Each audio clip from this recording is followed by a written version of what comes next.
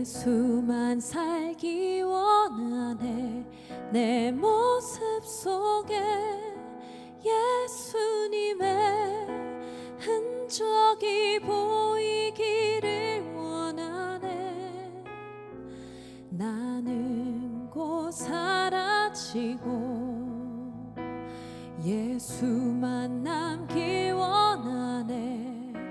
나를 위해 피 흘리신 십자가 보혈의 그 사랑이 나의 영혼에 그의 보혈이 나의 소리에 그의 사랑이 나의 손짓에 그의 영광이 영원토록 예수가 보이네. 너의 삶 속에서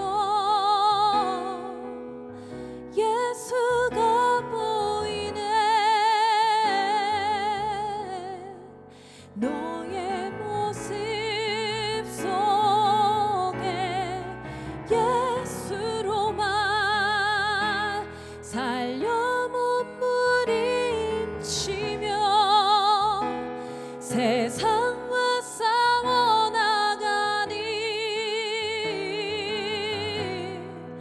너의 모습 속에 예수가 보이네. 오늘도 나는 죽고 예수만 살기 원하네. 내 모습 속에 예수님의 흔적이 보이기를 원하네. 나는 곧 사라지고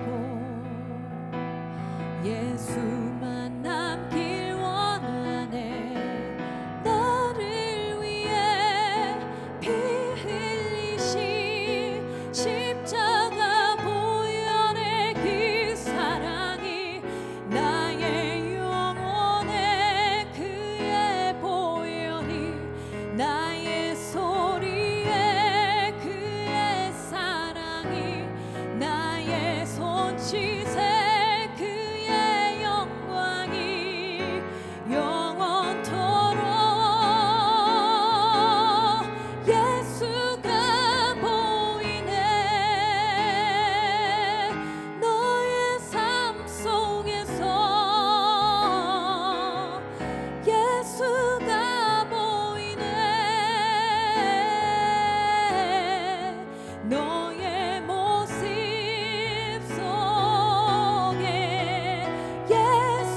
예수로만 살려 몸부림치며 세상과 싸워나가니 너의 모습 속에 예수가 보이네. 우리 삶 속에서 예수가 보이네. 우리 모습 속에 예수로만 살려 몸부림치며 세상과 싸워나가니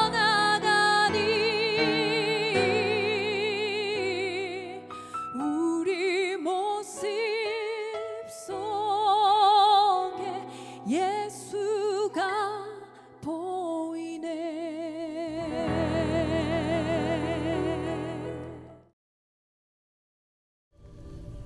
유다가 그에게 가까이 가서 이르되 내 주여, 원하건대 당신의 종에게 내 주의 귀에 한 말씀을 아뢰게 하소서.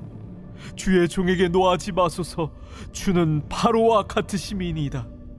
이전에 내 주께서 종들에게 물으시되 너희는 아버지가 있느냐 아우가 있느냐 하시기에 우리가 내 주께 아뢰되 우리에게 아버지가 있으니 노인이요 또 그가 노년에 얻은 아들 청년이 있으니 그의 형은 죽고 그의 어머니가 남긴 것은 그뿐이므로 그의 아버지가 그를 사랑하나이다 하였더니 주께서 또 종들에게 이르시되 그를 내게로 데리고 내려와서 내가 그를 보게 하라 하시기로 우리가 내 주께 말씀드리기를 그 아이는 그의 아버지를 떠나지 못할지니 떠나면 그의 아버지가 죽겠나이다. 주께서 또 주의 종들에게 말씀하시되 너희 막내 아우가 너희와 함께 내려오지 아니하면 너희가 다시 내 얼굴을 보지 못하리라 하시기로 우리가 주의 종 우리 아버지에게로 도로 올라가서 내 주의 말씀을 그에게 아뢰었나이다. 그 후에 우리 아버지가 다시 가서 곡물을 조금 사오라 하시기로 우리가 이르되 우리가 내려갈 수 없나이다. 우리 막내 아우가 함께 가면 내려가려니와 막내 아우가 우리와 함께 가지 아니하면 그 사람의 얼굴을 볼 수 없음이니이다. 주의 종 우리 아버지가 우리에게 이르되 너희도 알거니와 내 아내가 내게 두 아들을 낳았으나 하나는 내게서 나갔으므로 내가 말하기를 틀림없이 찢겨 죽었다 하고 내가 지금까지 그를 보지 못하거늘 너희가 이 아이도 내게서 데려가려 하니 만일 재해가 그 몸에 미치면 나의 흰머리를 슬퍼하며 스올로 내려가게 하리라 하니 아버지의 생명과 아이의 생명이 서로 하나로 묶여 있거늘 이제 내가 주의 종 우리 아버지에게 돌아갈 때에 아이가 우리와 함께 가지 아니하면 아버지가 아이의 없음을 보고 죽으리니 이같이 되면 종들이 주의 종 우리 아버지가 흰머리로 슬퍼하며 스올로 내려가게 함이니이다.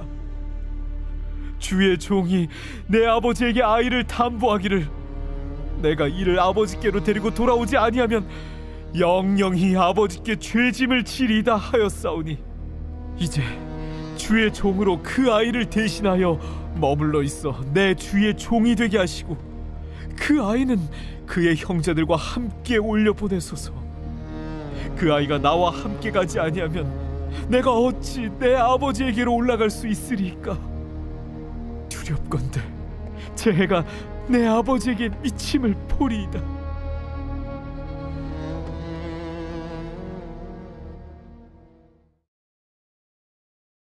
안녕하세요. 오늘도 참 좋은 날 복된 수요일입니다. 오늘도 말씀 가운데 승리하는 거룩한 날 되기를 소망합니다. 그래서 은혜 충만, 기쁨 충만, 말씀 충만, 성령 충만해서 정말 충만한 삶으로 승리하는 거룩한 날 되기를 소망합니다. 오늘도 하나님의 말씀 가운데 흔들리지 않는 믿음 되기를 간절바랍니다. 오늘 함께 말씀 봅니다. 우리에게 주신 말씀은 창세기 44장 18절에서 34절의 말씀을 통해서 예수님이 보이네 라는 제목으로 함께 말씀 나누도록 하겠습니다. 여러분, 우리가 구약 성경을 보면은 많은 사람들이 등장합니다. 많은 사건들이 있습니다. 하나님께 세우신 많은 일들이 있습니다. 그 일들 가운데 그 사람의 인생이 또 그 사건들이 또 그 율법이 어떤 의미일까 우리가 때때로 궁금할 때가 많습니다. 그런데 성경은 그 모든 것들을 통해서 한 분이신 예수님을 정말 드러낸다라고 말합니다. 여러분, 이걸 모형론이라고 말합니다. 성경 안에서 하나님께서 구약의 사건, 인물, 제도, 장소, 절기 등을 통해 장차 오실 예수 그리스도와 복음의 실체를 미리 보여주신 계시의 방식입니다. 여러분, 그래서 구약을 우리가 오실 예수님의 이야기라고 말하지 않습니까? 모든 사건 통해서 오실 예수님을 보여준다는 겁니다. 신약은 오신 예수님의 이야기의 책입니다. 여러분, 오늘 본문이 딱 그렇습니다. 여러분, 한 사람의 모습이지만 그 모습을 통해서 예수님을 보입니다.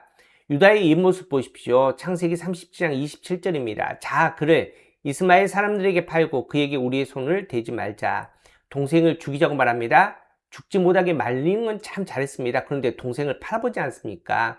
여러분, 동생을 어떻게 팝니까? 참 악하지 않습니까? 그랬던 사람이 변화가 있습니다. 새로운 모습이 되었다는 겁니다.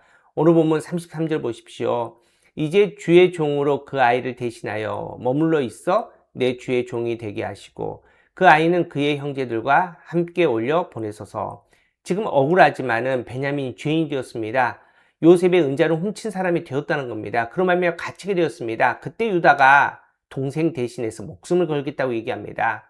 동생 대신 잡히겨서 죄인이 되겠다라고 이렇게 얘기를 합니다. 그 모든 죄를 자신이 짊어지겠다라고 이렇게 선포하는 거 아닙니까? 누구입니까? 바로 예수님입니다. 예수님께서 그렇게 이 땅에 오신 겁니다. 예수님은 죄가 없으신 분입니다. 하나님입니다. 그럼에도 불구하고 우리의 모든 죄를 짊어지고 우리를 대신해서 죽기 위해 성육신하여서 오신 거 아닙니까? 마가복음 10장 45절 보십시오. 인자가 온 것은 섬김을 받으려 함이 아니라 도리어 섬기려 하고 자기 목숨을 많은 사람의 대속물로 주려 함이니라. 예수님께서 우리의 죄를 대신 짊어지고 죽으심으로 우리를 구원하시겠다 말씀하십니다.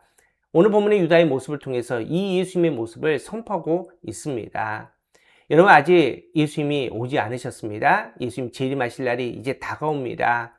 하지만 그 영광의 모습들 하나님은 우리의 삶을 통해서 미리 선포하라고 말씀하십니다. 여러분, 그래서 우리의 삶은, 또 우리의 하루의 삶은 그냥 흘러가는 시간이 아닙니다. 하나님이 계획하시고 우리의 호흡을 통해서, 우리의 말을 통해서, 우리의 행동을 통해서 예수님이 드러나기를 하나님께서는 원하고 있다는 겁니다. 그렇게 오늘도 정말 예수님의 마음을 품고 예수님의 거룩한 손과 발이 되어서 정말 하나님의 영광을 선포할 수 있는, 이 열방의 예수님을 보여줄 수 있는 그런 복된 날 되기를 간절히 바랍니다. 그렇게 주님께서 원하시는 믿음의 모습 가운데 승리하는 오늘 하루 되기를 축복합니다. 오늘 말씀 결단합니다. 우리를 위해 십자가로 대속의 은혜를 주신 예수님을 만나자. 그 예수님을 만나고 예수님과 같은 생각과 같은 말과 같은 행동을 할 수 있는 저와 여러분 되기를 간절히 바랍니다. 함께 기도하겠습니다.